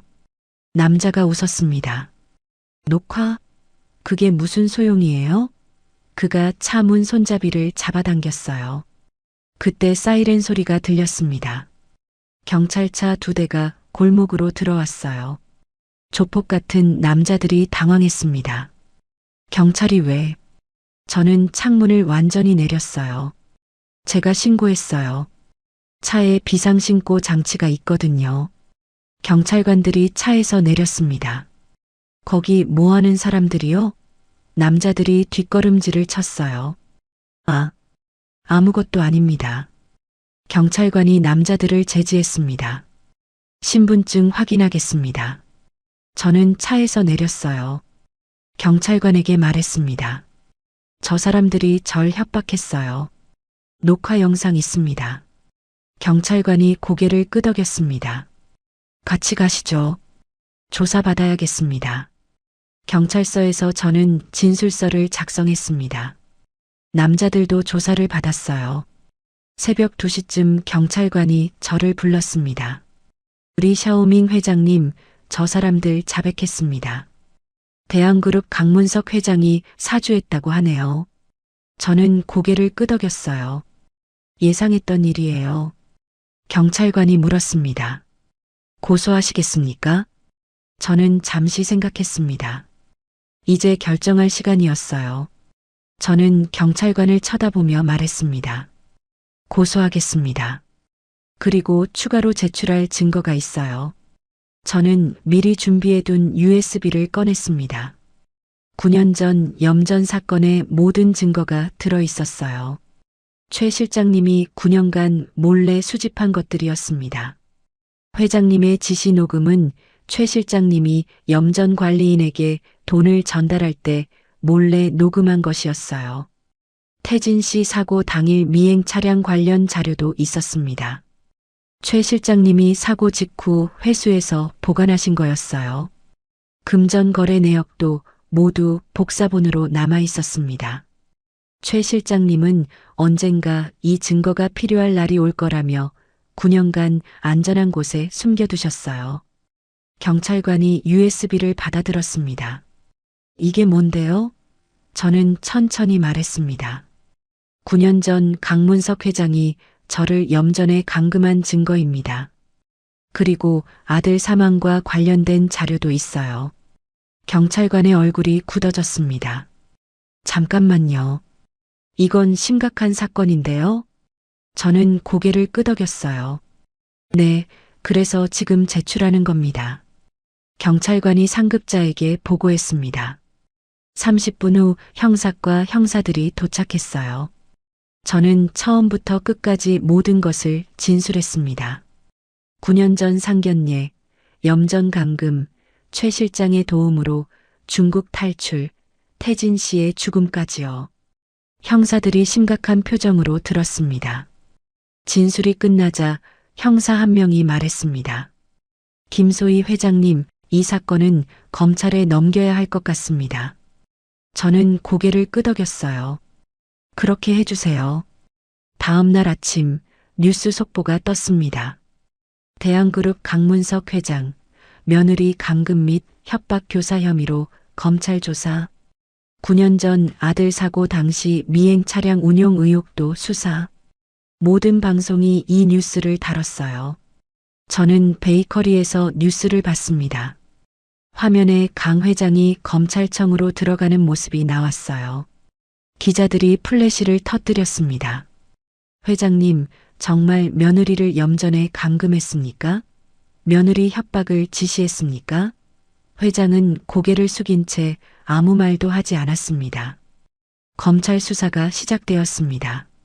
저는 증인으로 여러 번 조사를 받았어요. 최 실장도 증인으로 나섰습니다. 석 달이 지났습니다. 검찰이 강 회장을 기소했어요. 혐의는 감금, 협박 교사, 업무 방해였습니다. 태진 씨 사고건은 직접적 인과관계를 입증하기 어려워 과실 일부만 인정되었어요. 강 회장은 구속영장이 청구되었습니다. 법원이 영장을 발부했어요. 회장은 서울구치소에 수감되었습니다. 강 회장이 구속되고 나서 대한그룹은 큰 혼란에 빠졌습니다. 제가 투자를 도와줘서 잠시나마 회사의 유동성이 안정이 되었지만 강 회장의 범죄가 세상에 드러나면서 주가가 폭락했고 거래처들이 불안해했어요. 이사회는 긴급 회의를 열었지만 회장 없는 그룹은 방향을 잃었습니다. 저는 조용히 베이커리를 운영했어요. 손님들이 저에게 말했습니다. 사장님이 그 사건의 피해자시라며요? 대단하세요. 용기 내셔서 고맙습니다. 저는 미소를 지었습니다. 감사합니다. 그렇게 6개월이 지났습니다. 재판이 시작되었어요. 저는 증인으로 출석했습니다. 법정에서 강 회장을 마주했어요. 회장은 초라한 수의를 입고 있었습니다. 9년 전 저를 내려다보던 그 오만한 모습은 어디에도 없었어요. 판사가 물었습니다. 증인, 피고인이 정말 당신을 염전에 감금했습니까? 저는 또렷하게 대답했어요. 네, 그렇습니다. 저는 9년 전 일을 상세히 증언했습니다. 상견례에서의 모욕, 염전 감금, 탈출, 그리고 태진 씨의 죽음까지요. 방청석이 술렁였습니다. 강 회장이 저를 쳐다보았습니다. 눈빛에는 모든 것을 포기한 듯 완전한 패배가 담겨 있었어요. 강 회장에 대한 재판은 1년 넘게 진행되었습니다. 증인신문, 증거조사, 변론. 긴 시간이 흘렀지만 저는 끝까지 기다렸어요. 그동안 저는 베이커리를 운영하며 태진이와 평범한 일상을 보냈습니다. 법정에 출석할 때마다 긴장했지만 저는 포기하지 않았어요. 그리고 드디어 대법원 판결의 날이 왔습니다. 판사가 판결문을 읽었습니다. 피고인 강문석은 며느리를 염전에 감금하고 협박을 교사했으며 업무를 방해했다. 죄질이 매우 불량하고 반성의 기미가 보이지 않는다. 사람을 납치하고 감금한 죄는 중형에 처해야 마땅하다. 피고인에게 징역 15년을 선고한다. 방청석에서 박수가 터져나왔어요. 강 회장은 고개를 떨구었습니다. 저는 자리에서 일어났어요. 법정을 나가면서 회장을 마지막으로 쳐다보았습니다. 회장님, 이제 모두 끝났어요. 파산 위기에 처한 당신 회사 대한그룹은 제가 인수할 거니까 똑똑히 지켜보세요. 저는 고개 숙인 강 회장에게 소리치고 차분하고 담담하게 법원을 나왔습니다. 햇살이 따뜻했어요. 태진이가 저를 기다리고 있었습니다. 엄마, 보도 끝났어요? 나쁜 할아버지가 감옥으로 갔어요? 저는 고개를 끄덕였습니다. 응, 이제 다 끝났어. 저는 태진이 손을 잡고 걸었습니다. 소위 베이커리로 돌아가는 길이었어요. 판결을 듣는 순간 저는 복잡한 감정이 들었습니다. 9년간 꿈꿔왔던 복수가 이뤄졌어요. 하지만 마냥 기쁘지만은 않았습니다. 태진 씨는 돌아오지 않았고 잃어버린 9년도 돌아오지 않았으니까요. 다만 이제는 그동안에 쌓인 분노를 그만 놓아줄 수 있을 것 같았어요. 하늘을 올려다보았습니다. 태진 씨, 보셨어요? 제가 해냈어요. 이제 저는 우리 아들과 행복하게 살 거예요. 그게 제가 당신께 드릴 수 있는 마지막 선물이에요. 당신 이름을 가진 우리 아들의 행복한 삶을요. 판결이 나고 대한그룹은 급격히 무너지기 시작했습니다. 회장이 구속되자 투자자들이 등을 돌렸어요. 주가가 연일 폭락했습니다. 거래처들이 계약을 파기했고 은행은 대출 회수에 나섰어요. 이사회는 긴급 회의를 열었지만 뾰족한 수가 없었습니다. 회장 없는 대한그룹은 방향을 잃은 배와 같았어요. 언론은 연일 보도했습니다. 대한그룹 유동성 위기, 파산 초입기 돌입. 저는 뉴스를 보며 생각했습니다. 이제 마지막 단계가 남았구나. 저는 최 실장에게 전화했습니다. 실장님, 대한그룹 상황 어때요? 최 실장이 한숨을 쉬었습니다. 최악입니다. 이사회에서 매각을 검토 중이에요. 하지만 인수할 곳이 없습니다. 부채가 너무 많아서요. 저는 조용히 말했어요. 제가 인수하겠습니다. 최 실장이 놀랐습니다. 뭐라고요? 저는 단호하게 말했습니다. 대한그룹을 소위 에너지가 인수하겠습니다. 이사회에 전해주세요. 일주일 후 저는 대한그룹 본사 회의실에 앉아 있었습니다. 이사 5명이 저를 마주보고 있었어요. 이사 한 명이 조심스럽게 말했습니다. 리샤오밍 회장님, 정말 파산 위기에 있는 저희 대한그룹을 인수하시겠다는 겁니까? 저는 고개를 끄덕였어요. 네, 그렇습니다. 저는 서류를 꺼내 테이블 위에 놓았습니다. 부채 전액 인수, 직원 고용 승계, 경영권은 소위 에너지로 이전. 이사들이 서류를 검토했어요. 한 이사가 말했습니다. 이 조건이면 저희로서는 감사할 따름입니다. 하지만 회장님, 손해를 많이 보시게 될 텐데 굳이 대한그룹을 인수하시려는 이유가 뭡니까? 저는 창밖을 바라보았습니다. 송도 바다가 보였어요. 저는 천천히 말했습니다. 9년 전 저는 이 회사에서 초고속 승진을 하고 고졸 출신이지만 차장까지 진급을 했는데 회장님 아들과 결혼하려 했다는 이유로 해고당하고 쫓겨났습니다. 그리고 강문석 회장에게 모욕을 당하고 염전에 버려졌어요. 그때 저는 맹세했습니다. 언젠가 이 회사를 제 것으로 만들겠다고요. 이사들이 숨을 죽였습니다. 저는 계속 말했어요. 하지만 저는 이 회사가 무너지는 것은 보고 싶지 않았어요. 고졸 출신이었지만 이 회사는 저에게 희망을 주었거든요. 제 능력을 인정해주고 차장까지 진급시켜줬으니까요. 그래서 기회를 주고 싶어요. 단지 강 회장만 쫓아내면 됩니다. 이 회사 직원들은 죄가 없어요. 저는 그들을 지키고 싶습니다. 이사 한 명이 고개를 숙였습니다. 감사합니다, 회장님. 임원들이 박수를 쳤습니다.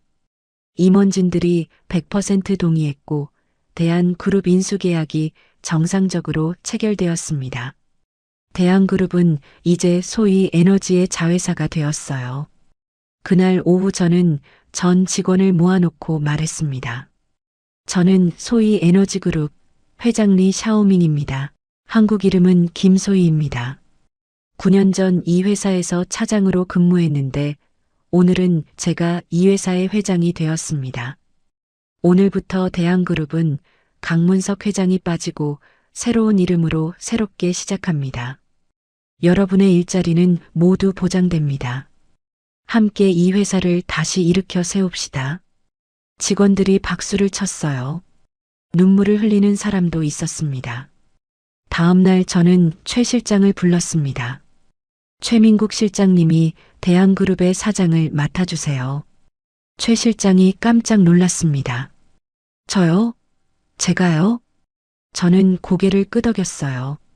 네, 이 회사를 가장 잘하시는 분은 실장님밖에 없어요. 그리고 9년 전 저를 살려주셨잖아요. 그 은혜를 갚고 싶습니다. 그리고 실장님이 이 회사를 가장 잘 아세요. 최 실장이 눈물을 흘렸습니다. 감사합니다. 최선을 다해보겠습니다. 저는 강 회장을 회사에서 내쫓는 게 목적이었고 그 목적을 달성했으니 회사 경영은 최 실장님께 모두 맡기고 저는 빵집에서 평온하게 일하고 싶었거든요. 최고 경영자 회의에서 제가 신임 사장을 발표했습니다. 대한그룹 신임 사장은 최민국입니다. 임원들이 박수를 쳤어요. 최 실장이 단상에 올랐습니다.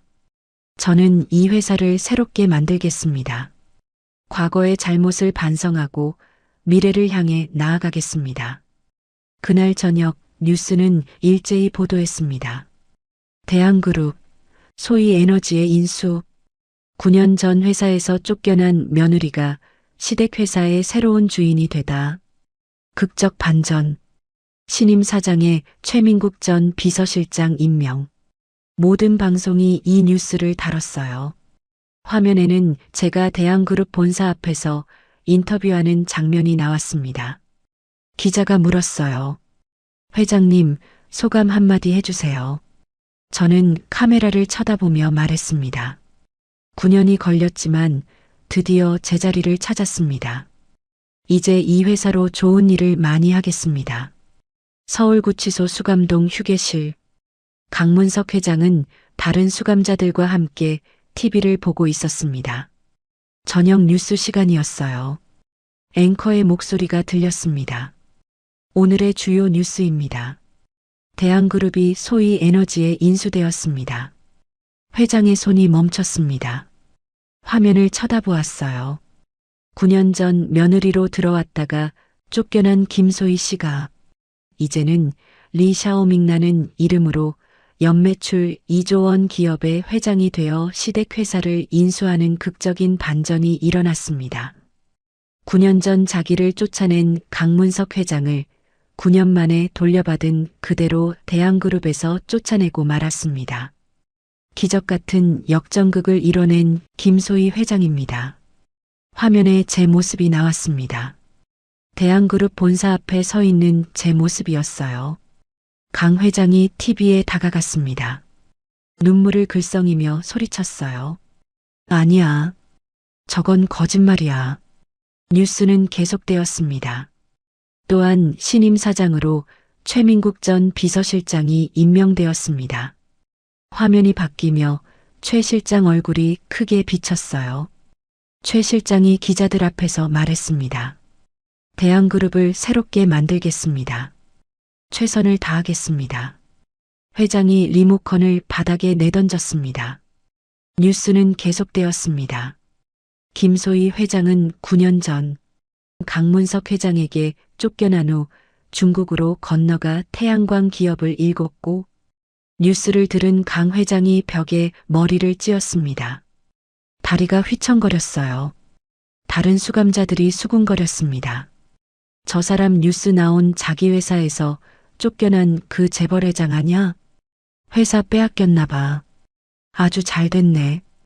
온갖 양아치 짓은 다 하다가 자기 회사에서 뺏기고 철창 신세를 지고 있으니 제대로 돌려받은 거지 뭐.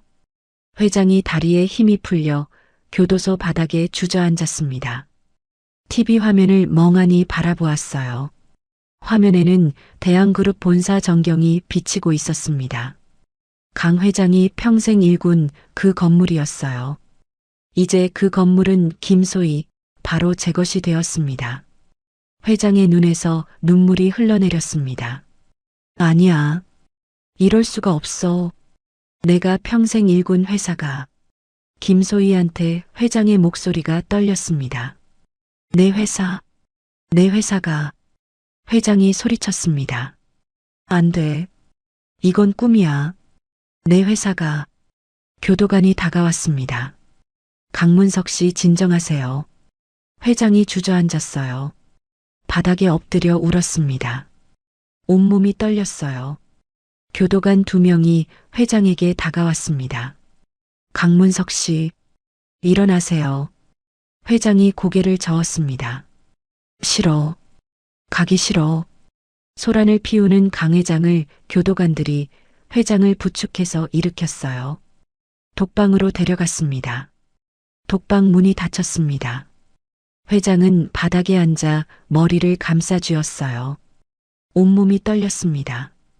9년 전 제가 염전에서 흘렸던 눈물처럼 이제 회장이 독방에서 눈물을 흘리고 있었습니다.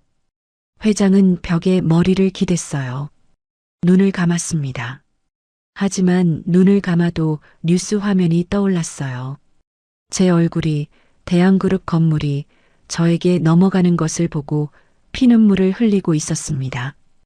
회장은 다시 울기 시작했습니다. 저는 베이커리에서 그 뉴스를 봤습니다. 그날 밤 저는 침대에 누워 천장을 바라보았습니다. 9년간의 여정이 주마등처럼 지나갔어요. 염전에서의 고통, 중국에서의 고독, 사업의 성공, 그리고 복수의 완성. 모든 것이 이 순간을 위한 것이었습니다. 저는 눈을 감았어요. 태진 씨 봤어요? 제가 해냈어요. 당신 아버지가 만든 회사를 이제 제가 가졌어요. 하지만 걱정 마세요. 저는 이 회사를 복수의 도구로 쓰지 않을 거예요. 더 좋은 곳에 쓸 거예요. 다음 날 아침 최 실장에게서 전화가 왔습니다. 소희 씨, 어젯밤 회장님께서 충격을 받고 독방에 계신답니다. 자기 회사가 소희 씨한테 넘어간 것을 보고 많이 힘들어 하셨대요. 저는 조용히 대답했어요. 그러셨군요. 최 실장이 말했습니다. 이제 정말 끝났네요. 태진 상무님이 살아계셨다면 지금 정말 기뻐하셨을 거예요. 그 말을 듣는 순간 한동안 먹먹했습니다. 태진 씨의 사랑이 10년이 지나고 나서 그리워졌어요. 저는 고개를 끄덕였습니다. 네, 복수는 끝났어요. 이제 새로운 시작을 할 차례예요. 최 실장이 물었습니다. 무엇을요? 저는 미소를 지었습니다. 이제 미혼모들을 위한 일을 해야죠. 저처럼 남편 없이 아이들을 키워야 하는 힘든 사람들을 돕고 싶어요. 최 실장이 감동한 목소리로 말했습니다. 좋은 일이십니다. 제가 응원할게요. 최 실장과 전화를 끊고 한참을 멍하니 하늘을 바라봤습니다. 시간이 빠르게 흘렀어요. 강 회장 구속 판결이 나고 3년이 흘렀습니다. 대한그룹은 최 실장의 경영 아래 안정을 되찾았어요. 저는 소희 베이커리를 계속 운영하며 평범한 일상을 보냈습니다. 태진이는 어느새 중학생이 되었어요. 키도 많이 자라 어느새 제 어깨만큼 자랐습니다. 엄마, 나 이제 다 컸어요. 저는 태진이를 보며 웃었습니다. 그래, 우리 태진이 많이 컸구나. 어느 날 저는 최 실장을 불렀습니다. 실장님, 미혼모 지원 재단을 만들고 싶어요.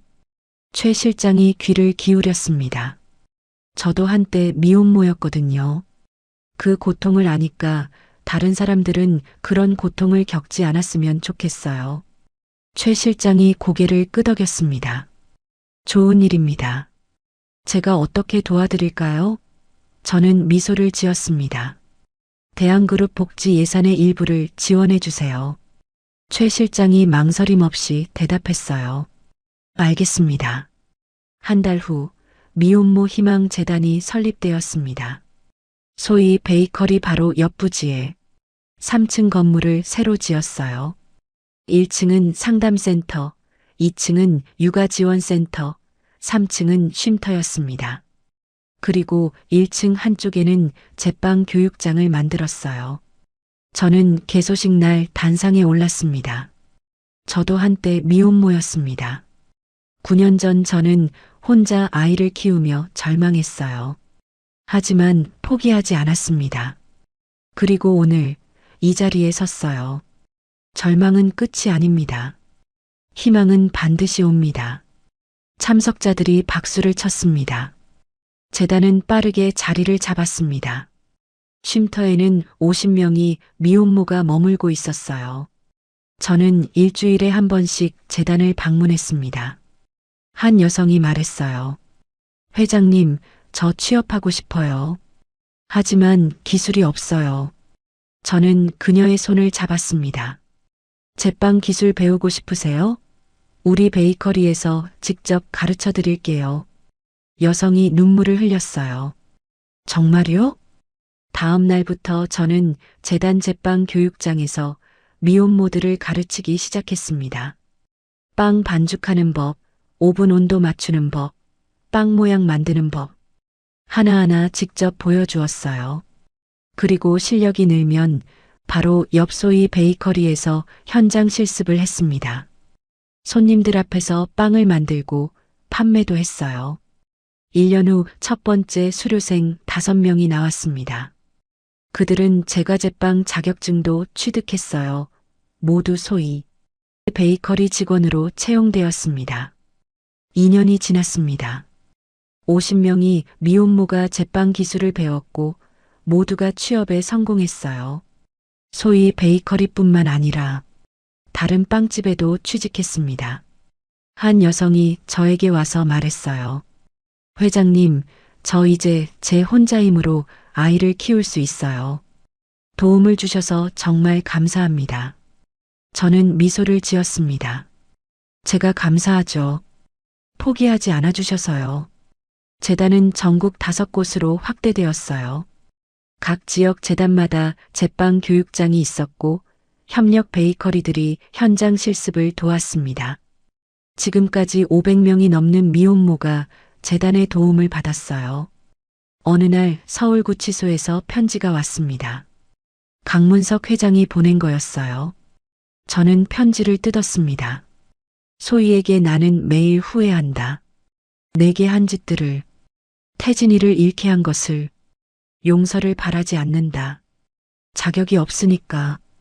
하지만 네가 미혼모들을 돕는다는 뉴스를 보며 태진이가 너를 만난 게 축복이었다는 걸 깨달았다. 내 아들과 결혼을 허락했다면 지금 어땠을지 상상해 본다. 너무 늦었지만 미안하다. 강문서? 저는 편지를 접었습니다. 답장은 하지 않았어요. 용서는 아직 이른 것 같았습니다. 하지만 분노와 미움은 사라진 것 같았어요. 저는 매일 아침 베이커리로 출근했습니다. 재단 수료생 3명이 카운터에서 일하고 있었어요. 그들이 웃으며 인사했습니다.